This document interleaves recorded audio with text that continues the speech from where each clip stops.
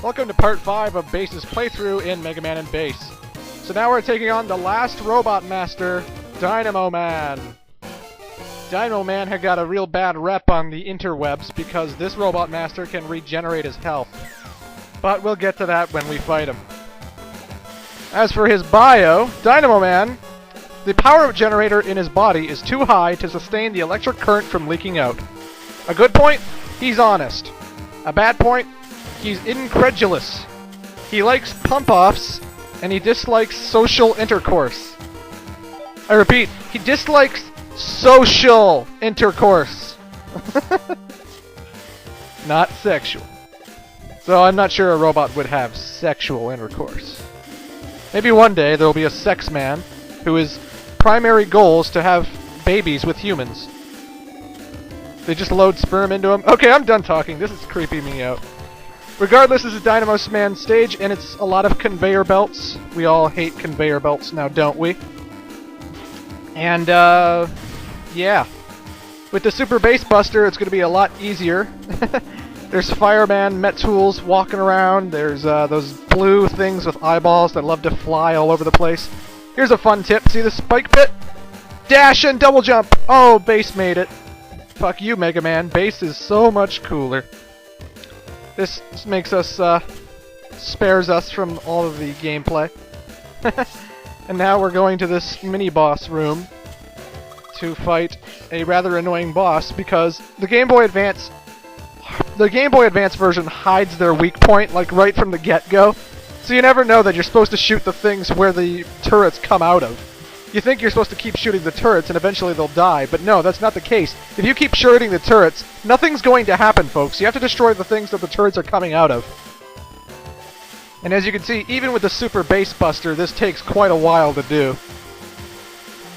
So even if you should defeat Astro Man and you go for Dynamo Man second, have fun with this mini-boss. It takes a fucking eternity just to kill it. Nevertheless, as soon as you do destroy the turrets, you'll be heading into a black room where only a small light will be circling the area to show you where everything is. I would recommend staying put and seeing where the light goes so that you don't run into accidental spikes. Because there are spikes in this room, there are enemies. Well, you can see the enemies still, even in the pitch darkness. But, you know, it's good to see where you're going. Trust me. I was 1 foot away from falling into spikes. That's how damn narrow some of these pathways are. Don't worry, there's a blue ball in the middle of the light, but it can't hurt you if it runs into you, so it's not like you have to dodge the light you're looking at as well. Me, I knew the path from the get-go, that's why I got through so quickly, but your first time playing, take your time, get to know the area, and you should be fine. These conveyor belts run forward instead of backwards, so you might find yourself falling off the edge by accident. It's happened to me a few times, and luckily, not the case anymore. Just be prepared to jump at a second's notice. Because these conveyor belts, you never know when they're going to go faster or slower, because they do change speeds. And those are spikes, so watch where you're jumping. Thanks, GBA. We can hardly see it. Now, I'm going to show you the ability we got from Astro Man. Again, it's the copy vision. A similar base appears and shoots in one similar direction. And even though it is Dynamo Man's weapon, or weakness, and I'm going to be using it when I fight him with Mega Man, the Bass Buster that is super powered, the Super Bass Buster, does such a good job taking this guy out that I just prefer doing it that way. All of these things he's thrown at you can be actually decoyed or sucked in by the double bass, and that's why it's great that he's his weakness, because all these energy balls that are flying at me, again, copy vision draws attention from them, and it's great for dodging attacks, but then he goes up and heals himself, and it's ridiculous how quickly he heals himself. When you see me playing with Mega Man, you're going to be shocked, and it makes the fight much more annoying than it needs to be. Because, again, Mega Man can't shoot upwards like Bass can. The Super Bass Buster takes out that healing thing so quickly. That's why I stay as Bass, because it rapes his shit. Nevertheless, we defeated Dynamo Man at last, and thank God for that. We've defeated all the Robot Masters, folks, and Dynamo Man has an awesome attack where you get Lightning Bolt. Basically, you shock everything on screen just by pushing the button. It wastes a huge amount of energy, but anything on screen will get hurt pretty damn badly. Except bosses. Well, most bosses. Now we can't get into King's Castle yet because we still have 2 pathways to unlock the entrance. So Thunderbolt, the one on the left, boom! Grab your 100 bolts, obviously. And in the one on the right, more than likely will be Astro Man's weakness, or Astro Man's ability. So let's bring out the double bass. Boop, boop, boop, boop, boop. 100 volts again. Booyah! So we've unlocked all the doors to Bass's castle, folks. And rather than make you watch me farm for bolts, I'm gonna cut it. I farm for bolts and spend, spend, spend. I bought everything in the shop. So now I can dash faster, now I can climb ladders faster. I have everything, which is awesome. So this is King's Castle, and this is King 1. Or King 1. Yeah, it's King 1. I don't find it nearly as annoying as King 2, but it's a good castle level, I guess. It's hard, but it's not too hard.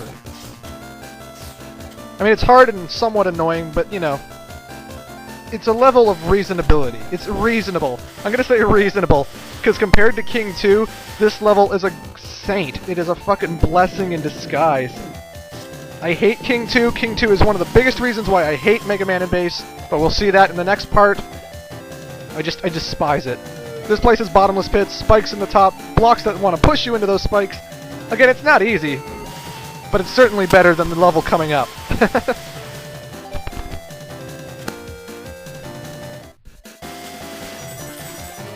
Those capsule things that dropped items is something I bought from the shop, but you can only use it once per level, so we're going to be seeing that only in King 1 and never again, because if we want to see it in King 2 and King 3, we got to buy it again, and I doubt we're going to do that.